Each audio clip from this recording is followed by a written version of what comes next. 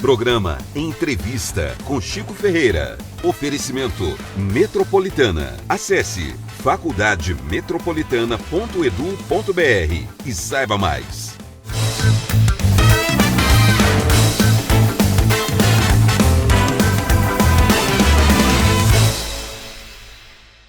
Olá, amigos e amigas do programa Entrevista. No episódio de hoje, vamos falar sobre o cinema que é feito no interior do estado de São Paulo. Não é que o cinema caipira vem desbravando fronteiras? Tem um filme, Coração Sertanejo, rodado em Ribeirão Preto, rodado aqui na região, que em breve vai estar nas telas do país inteiro. Mas o que a gente pode chamar de A Grande Virada veio com um filme de terror também rodado em Ribeirão Preto, que ninguém dava nada por ele e acabou virando uma atração internacional. Para falar dessas histórias e de outras, o nosso convidado de hoje é o produtor Tato Cianci. Tato, bem-vindo ao Entrevista. Muito obrigado pelo convite. Tato, como eu disse, a gente vai falar de cinema, mas eu queria começar com essa história desse filme de terror aí que eu acho sensacional, né? Que é o Mal Nosso, né? Correto. Como é que surgiu essa ideia de fazer um filme de terror em Ribeirão Preto, Tato? Na verdade, né, a gente tem uma produtora aqui na cidade, né, que é a Causari Filmes, e a gente, né, trabalhando com audiovisual, sempre fazendo videoclipe, profissional aqui, só que a gente sempre teve o amor pelo cinema, né, mas para nós era algo um pouco distante, né, de como é trabalhar com cinema, como é financiar um filme, e é o que eu falo, né, hoje, assim, a inocência, pelo menos da minha parte, assim, eu acho também de boa parte ali da equipe, que a gente foi em 8 pessoas, né, foi uma equipe muito pequena, né? Igual você citou Coração Sertanejo. A gente tinha 8 pessoas no Coração Sertanejo na equipe de direção de arte, né? O do Mal Nosso foi a equipe inteira.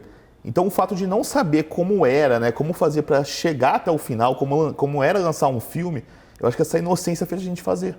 Simplesmente o amor pela arte, o amor em contar uma história, falou, vamos pegar e vamos fazer. Foi quando um dia eu e meu sócio, a gente se reuniu e falou, vamos fazer um filme? A gente precisa chamar a atenção na cidade, fazer algo para... né, mostrar a nossa marca, o que a gente consegue fazer. E aí foi quando a gente teve a ideia de fazer um filme. E aí, vamos fazer filme do quê? Comédia não dá porque a gente precisa de atores que são muito caros, né? Ação, o pessoal vai comparar com os filmes de Hollywood. E também pra gente gostar, foi quando a gente teve a ideia do filme de terror, né? Vamos fazer um filme de terror. Aí um dos meus sócios, Samuel Galho, escreveu o roteiro, né? Ele é um fanático, assim, por terror, e a gente foi ajudando e tal. Montamos uma equipe de algumas pessoas que já eram, né, trabalhavam na produtora e alguns amigos, assim, é até engraçado, porque a gente falou, a gente vai precisar de um eletricista, né? E existem eletricistas que são de cinema, o pessoal que entende o segmento de cinema. Mas não, a gente chamou um amigo nosso que sabia instalar ventilador, que ligava a tomada, falou, ele é eletricista e vai saber. O Garfo, vamos chamar o Costela porque ele é forte e vai carregar os equipamentos. Então a gente montou tinha que chamar Costela. E aí a gente montou um time bem assim e rodamos o filme, cara. Bom, e nesse filme tem uma história aí que envolve cemitério, né? Uhum. E que envolve um grande produtor, um grande cineasta brasileiro. Como é que é essa história? Essa história é bem interessante, né? Tem uma cena do filme que a gente precisava rodar dentro de um circo, né? E aí, na época tinha um circo na cidade, e esse circo ele terminou a temporada dele e ele depois de, sei lá, acho que era 15 dias, ele ia para Brasília fazer uma nova temporada. E aí o pessoal falou, se vocês quiserem alugar a estrutura do circo, eu alugo para vocês, eu tenho esse tempo, esse gap, eu alugo e vocês fazem o que vocês quiserem. Só que aqui onde a gente está, na época, acho que eles estavam lá pro lado da Zona Sul, e falou, a gente não pode ficar mais, que venceu o nosso contrato e tudo mais, a gente vai ter que sair daqui, então vocês vão ter que achar um lugar para montar esse circo. E aí começou a nossa luta, porque o que acontece? Todo mundo trabalhava nos seus trabalhos durante o dia e à noite a gente se reunia para poder rodar o filme, né? A gente falou, onde a gente vai poder montar esse circo, que a gente vai poder deixar os equipamentos, que ninguém vai querer ir lá para assistir alguma peça. E aí foi quando, eu não lembro quem, mas alguém da nossa equipe falou assim, eu fui num velório, num cemitério, que é o Parque de Girassóis, e lá tem um espaço bem legal, assim, que daria para montar. A gente falou, um cemitério é perfeito, né? Porque é um lugar silencioso, é um lugar seguro. E é engraçado, filme né? De terror. Um filme de terror, mas assim... não dá para saber que era no cemitério, né? Era mais o local, né? E aí nós fomos até esse cemitério lá, aí vimos, tinha um espaço que era um gramado gigante, assim, era longe dos túmulos. E a gente falou, aqui seria perfeito. E a gente foi conversar com o gerente lá, né, sobre gravar o filme lá. Aí ele falou, olha, faz o seguinte, me manda um projeto falando sobre o filme, que eu vou passar para o proprietário. Se ele autorizar, vocês negociam e tudo bem. E aí mandamos. Aí no dia seguinte ele ligou para nós e falou, ó, vocês poderiam vir aqui, preciso fazer uma reunião com vocês e tal. E aí nós fomos lá. Aí no que nós fomos lá, ele mostrou um e-mail que o proprietário havia mandado. E o e-mail estava escrito assim: se é pelo cinema e pela arte, está mais que autorizado. Gostaria de ver o resultado final. Abraço, Fernando Meirelles. Fernando Meirelles. Fernando Meirelles. Aí foi quando a gente descobriu que o Fernando Meirelles tem um cemitério aqui na cidade, né? E... Cidade de Deus. Do filme Cidade de Deus. Cidade de Deus. E tantos outros filmes. A abertura da Copa do Mundo no Brasil, ele que realizou. E uma referência para nós, né? Algo e a hora assim, que você viu... A gente começou a dar risada, assim. Foi algo possível, assim, né? E aí foi muito bacana, que ele meio que apadrinhou o nosso projeto, assim. E aí não tem como deixar de pensar em sinais, né? Com certeza, as coisas elas vão se amarrando. É aí que você começa a ver que, tipo assim, tô no caminho certo. Vai dar certo, estamos amarrando. E ele acabou dando uma força no filme? Sim, quando a gente acabou finalizando o filme, né? Não só emprestando o cemitério. Mas quando a gente finalizou, né, o filme, aí a gente vai entendendo os processos, e foi a hora que a gente entendeu, né? Que produzir um filme é difícil.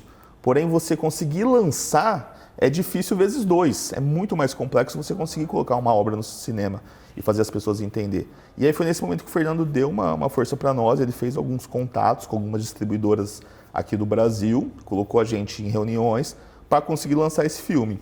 O curioso, Tato, é que o Fernando Meirelles, que é um sucesso internacional, né, também tem raízes aqui, né? Tem. Perto. Tem. Ele é da região, eu não lembro qual cidade que ele é, mas ele é da região e ele tem bastante familiar aqui. Tanto que aí depois a gente... O rapaz que estava lá no cemitério, o sobrenome dele também era Meirelles, então a gente vê que já era ali da família. Um sobrenome tradicional aqui na região, né? Isso. E ele acabou ajudando vocês na questão da distribuição do filme, no reconhecimento internacional. Porque no começo foi assim, bem difícil, ninguém estava levando fé no filme. Na verdade ninguém levou, a gente, por mais que o Fernando fez esse meio de campo para nós, a gente não conseguiu distribuir o filme, né? Porque filme de terror é difícil de circular, um filme nacional, não tinha ator famoso, a nossa equipe era uma equipe que não tinha ninguém que era conhecido no mercado, então a gente não conseguiu lançar ele no Brasil. Aí foi quando a gente teve uma estratégia de levar o filme para fora do país, aí começamos a ganhar prêmios internacionais, a gente saiu numa matéria na Variety, né, que é a maior revista de arte do mundo, assim, falando sobre o nosso filme, e a gente acabou lançando o nosso filme internacionalmente. Então, o Mal Nosso, ele fez sucesso primeiro fora do país. E após esse sucesso fora do país, foi quando o Brasil olhou com outros olhos. Falou, opa, o filme é bom. Só que sempre foi o mesmo filme. A gente precisou de uma chancela internacional para poder validar no Brasil. Santo de casa, né? É um pouco triste isso, né? Ter que ter uma chancela internacional para... Mas eu acho que as coisas conspiraram para dar certo, porque... Mas aí teve um saborzinho também, assim, de com certeza, revanche, bem né? melhor. E foi assim, o que eu gostei muito, que assim, a gente acabou ficando 2 anos que esse filme circulando internacionalmente. E esses 2 anos foi o tempo que o Fernando Meirelles pegou e montou uma distribuidora da O2. Então, quando a gente volta para o Brasil com o filme para distribuir, as distribuidoras vieram atrás de nós, querer distribuir, e o Fernando tinha montado a O2. Aí não tinha como, né? A gente acabou negociando com a O2, e aí lançamos no cinema no Brasil inteiro, foi um sucesso. E depois fomos para uma plataforma de streaming aí. Ficou 3 anos, né, na Netflix? 3 anos na Netflix, é um dos poucos filmes independentes, assim, que é um filme 100% independente mesmo. A gente fez com recursos próprios, né? Não é uma coisa que eu me orgulho em falar, quero deixar isso claro, porque a gente precisa de incentivo, a gente precisa de investidores, a gente precisa de patrocinadores. E Mal Nosso provou que isso é rentável, que dá para acontecer. Mas foi um filme que a gente fez com a cara e com a coragem. Então vendemos moto, vendemos carro, vendemos um apartamento, pegamos empréstimo. Você vendeu o carro, né? Eu vendi minha moto. Moto? Eu vendi a moto. Eu tinha uma moto na época, eu sempre sonhei em ter e eu vendi a moto. Mas meu sócio vendeu o carro, o outro um apartamento. E a dúvida na hora de vender, assim, para investir? Não tinha dúvida. Foi vamos ver o que dá. Então não tive dúvida, assim. Não deu, na verdade, não doeu meu coração. Eu acho que eu tinha certeza que... Quanto custou o filme? O filme, a gente gastou nele R$350 mil para fazer. Já se pagou? Já se pagou. Já deu lucro? Já. Só que assim, o nosso filme, ele é avaliado num filme de mais de 3 milhões. Então assim, como assim, avaliado?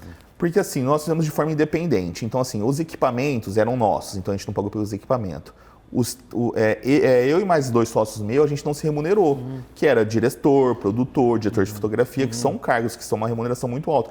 O montador, que é o editor, também foi um dos meus sócios, a gente não se remunerou. Então, assim, a gente não teve remuneração no trabalho braçal para realizar o filme. E o que acontece? A gente juntou muitos profissionais que abraçaram a causa do filme. Principalmente pessoas na pós-produção, pessoas renomadas, que fizeram filmes como Cidade de Deus, Tropa de Elite. Eles quiseram participar do nosso filme. Quando eles viram a produção que a gente estava fazendo, o trabalho que nós fizemos, eles quiseram agregar valor.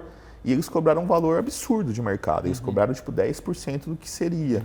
Então, o nosso filme, a gente teve um custo operacional baixo para conseguir realizar ele. Mas se fosse mesmo nos moldes de lei de incentivo, de patrocinador, nosso filme, para realizar ele, com a qualidade que ele tem, é um filme avaliado em mais de 3 milhões de reais. Muito bacana. E o Mal Nosso fala sobre um homem com poderes mediúnicos. A gente quis, né, quando a gente foi fazer o Mal Nosso, também a gente pensou muito sobre como a gente ia agregar valores, porque assim, o terror ele transita por vários caminhos, né? Então a gente tem o sobrenatural, a gente tem o gore, que é aquela coisa de sangue, a gente tem o serial killer. Então a gente quis transitar por todos esses meios do terror para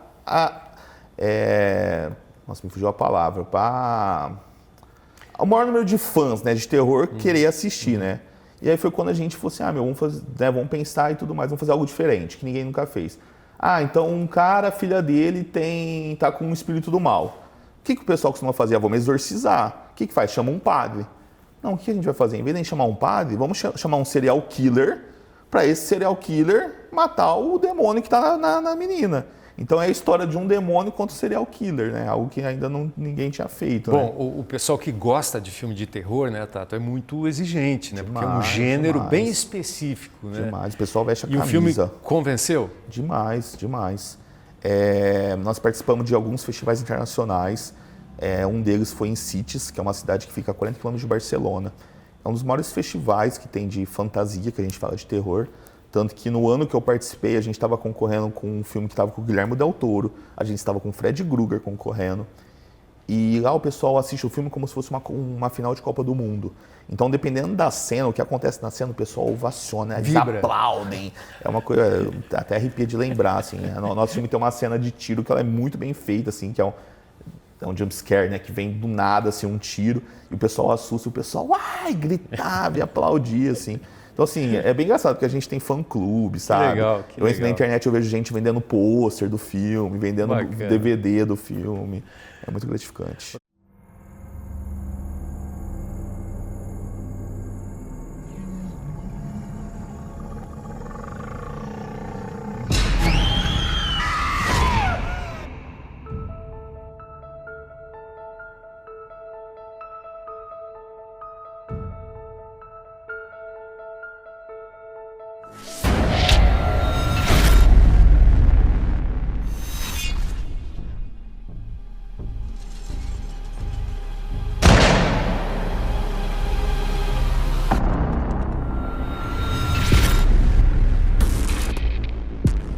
Meu nome é Charles.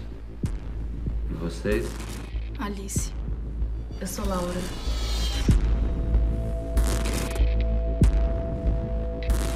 Você se arrepende? Eu odeio gente. Se a resposta fosse diferente, eu é que estaria arrependido.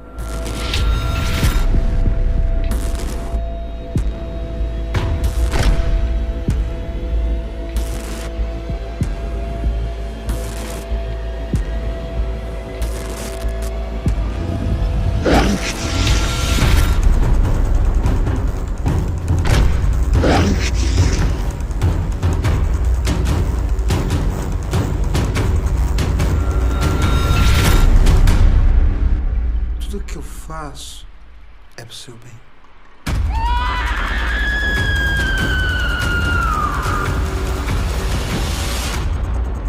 Parabéns pra você nessa data querida.